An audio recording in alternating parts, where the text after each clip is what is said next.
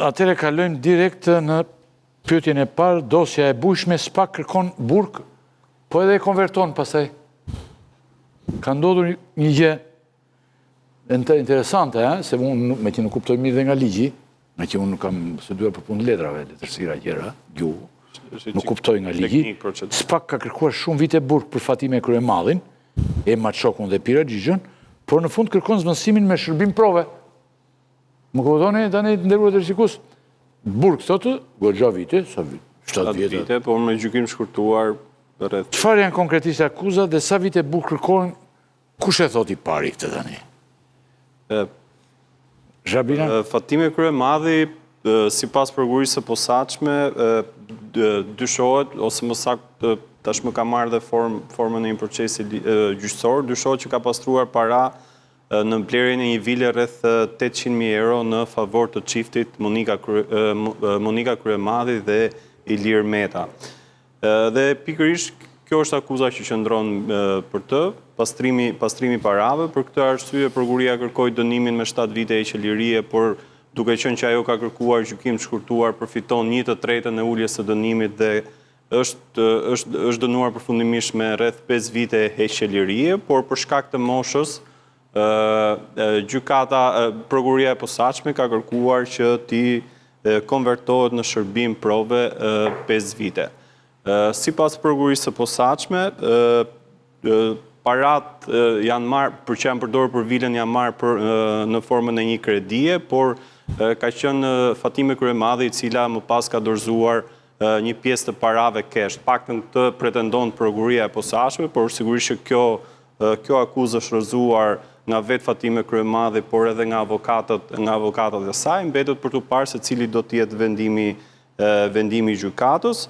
E njëjta akuzë qëndron edhe për Emma Çokun, e cila njihet si një lidhje afërt e Monika Kryemadhit, mikeshe saj. 4 vite 8 muaj burg si përfundim ka kërkuar prokuria e posaçme, por edhe asaj konvertohet në shërbim prove. Ndërsa për Piro Xhixhën, ish drejtuesin e AKEP-it, akuzohet për korrupsion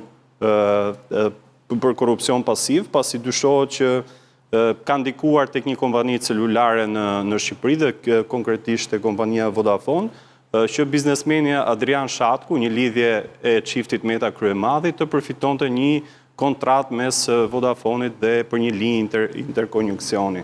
Dhe është kërkuar përfundimisht dënimi i tij me 4 vite heqëlirie, por dhe në këtë rast konvertohet me shërbim prove, ndërsa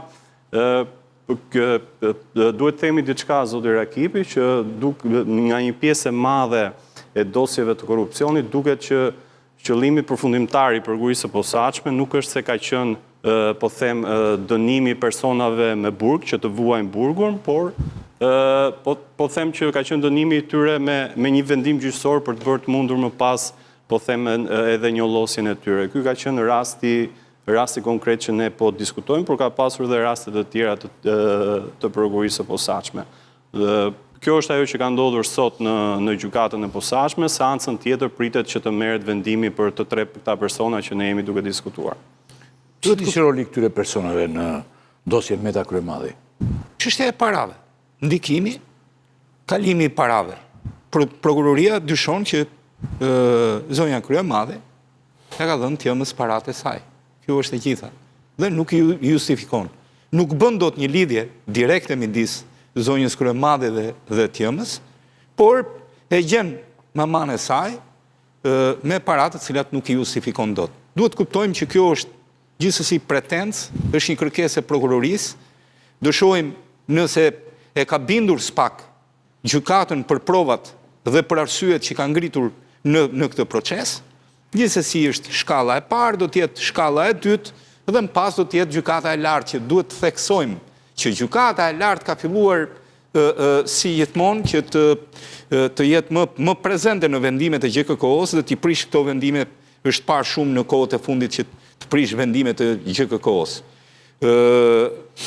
Këtë lloj procedure në fakt SPAK, kërkesat e saj për sidomos për ata në moshë të madhe, duhet kemi parasysh që edhe mosha e nënës së zonjës Kryemadhi, edhe mosha e e Xhixhos është jashtëzakonisht e madhe, kështu që gjithë ideja e SPAK gjatë përfshirjes së tyre dhe hetimit ka qenë bllokimi i aseteve. Ajo që duhet shtoj në këtë SPAK kërkon edhe konfiskimin, se për ta sekuestruar e ka sekuestruar, kërkon konfiskimin e një vile e cila është në pronësi të zonjës Kryemadhe. Hoxha? Si do të vjojë ky proces? Kemi parasysh që kur filloi procesi këta kanë qenë gjithë bashkë. Pra ka qenë zoti Meta, zonja Kryemadhe, nëna e vet zonja Fatime, zoti Xhixho, Ema po ashtu, se ka qenë mos gaboj mas sigurie me zonjën Kryemadhe bashkë, ka qenë mas sigurisë detyrimit me paraqitje, Ema Çoku. Pra, në fillim të janë paraqitur si si grup i tërë. Me hetimin e çështjes, me hetimin gjyqësor të çështjes, u vendos që të veçoheshin. Dhe prandaj vendimi i tyre është edhe pretendja që për prokuroria sot, por edhe vendimi i tyre është i shkëputur nga vendimi për çështjen Meta dhe për çështjen Kryemadhe. Pra, këta kanë pranuar gjykimin e shkurtuar dhe të përfitojnë 1/3 e dënimit. Pra, gjykata miraton kërkesën sepse për mos zgjatur hetimi, për ekonomi gjyqësore quhet atje, pra sepse i ul shpenzimet shtetit dhe kohën gjykatës për dhëndritësi, dhe personat që janë të pandehur aty kanë pranuar që vendimi të jepet mbi bazën e provave që ka paraqitur SPAK-u, nuk se kanë pranuar fajësinë. Por, ata kanë hequr dorë nga dëshmitarët dhe i kanë thënë gjykatës, po, ne pranojmë që ti të na gjykosh mbi provat që ka sjellë prokurori. Qartë. Dhe ky është gjykimi i shkurtuar. Kush e avantazhon? Po të shikosh kërkesat që ke për prokurori për dënimin, prapë janë të larta, edhe pse i kap 1/3 e dënimit. Dhe pastaj kjo pjesa e kushtit, pra dënim me 5 vjet me kusht për zonjën Kryemadhe, pra Fatime Kryemadhe, për zotin Xhixho më duket është 4 vjet, pra është dhënë sepse ata i favorizon mosha. Në këtë moshe ata janë, sigurisht dënimi me burg SPAK-u e ka parë jo të arsyeshëm dhe ka vendosur që ti dënoj me kusht dhe nëse ata bëjnë një vepër tjetër gjatë kësaj kohe, atëherë do të kryejnë dhe dënimin e mëparshëm. Çështja është shkëputur për një element, sepse të personazhet nuk janë të përfshirë as te pjesa e lobimit, që është akuza që ka zoti Meta, as te pjesa e çesdias, që po ashtu është pjesë shumë e rëndësishme dhe tashmë është kthyer në pjesën kryesore të procesit që po zhvillohet ndaj zotit Meta, por tek pjesa e pastrimit parave apo e parave të përfituara nga një aktivitet korruptiv, sigurisht ky vendim, i cili ende nuk është dhënë, se sot është dhënë pretenca, mund të ndikojë edhe tek vendimi tjetër për procesin kur zoti Meta dhe zonja Kryemadhe.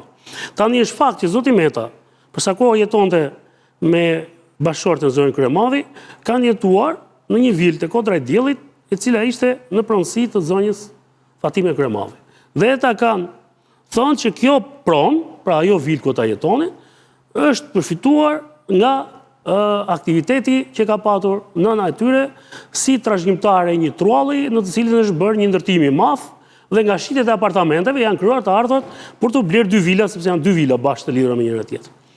Dhe është fakt që ai celulari i famshëm që është folur aty i Monika Kryemadhit është gjetur në një nga dollapët e nënës pra në banesën e nënës saj. Dhe ajo e ka përdorur në proces e thotë se si mund të sekuestrohet telefoni një deputeti, pa marrë miratim nga kuvendi, dhe ndërkohë gjykata, prokuroria i ka thënë, ne nuk kemi sekuestruar telefoni një deputeti, por gjatë një kontrolli në banesën e zonjës Kryemadhe, kemi gjetur disa telefona dhe mes tyre telefonave ka qenë dhe telefoni që pretendon zonja Kryemadhe.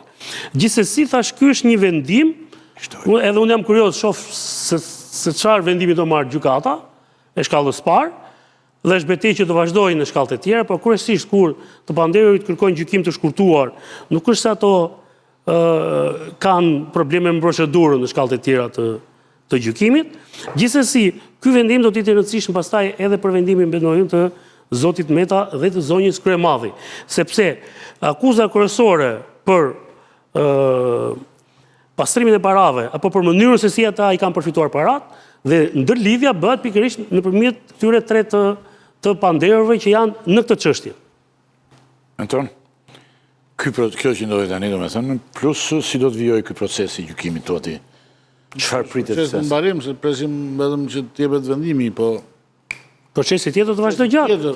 Tjetri po them, për tjetrin. Ka 150 dëshmitarë atë Llogareca. Historia e gjatë. Historia e gjatë thua. Mund të zgjash dhe me vite, po.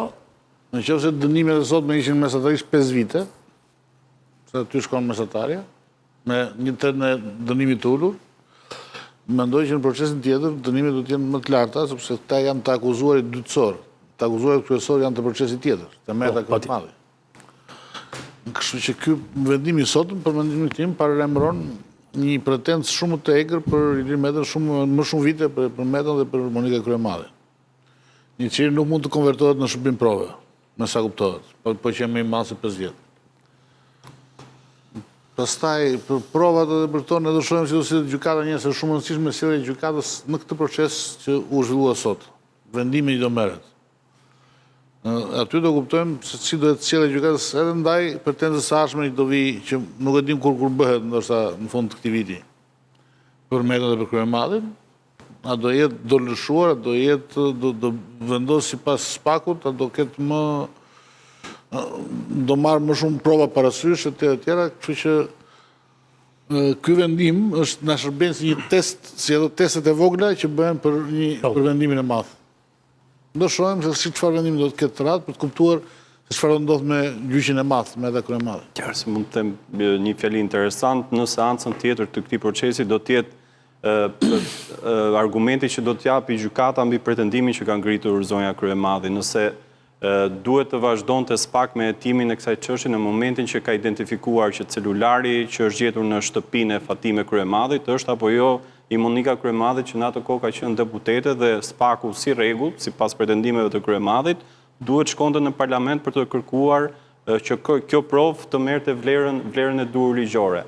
Ndryshe thot zonja Kryemadhi, nëse ky celular është i Fatime Kryemadhit, duhet të jetë ajo në sallën e gjyqit dhe të tregoj arsyet që pse ka folur me Edi Ramën, Angela Gaçin dhe zyrtar të tjerë të këtij vendi për gjatë disa viteve. Prandaj është shumë interesante seanca tjetër, sepse nëse merren parasysh pretendimet e zonjës Kryemadhi, i bie që të paktën 2 nga 3 çështjet që janë në ngarkim të këtyre personave të zërohen të bëhen nul. Dhe prandaj është shumë të rëndësishme. Kaq kishim për momentin për shkak zhvillimit të, domethënë që akuza kërkoi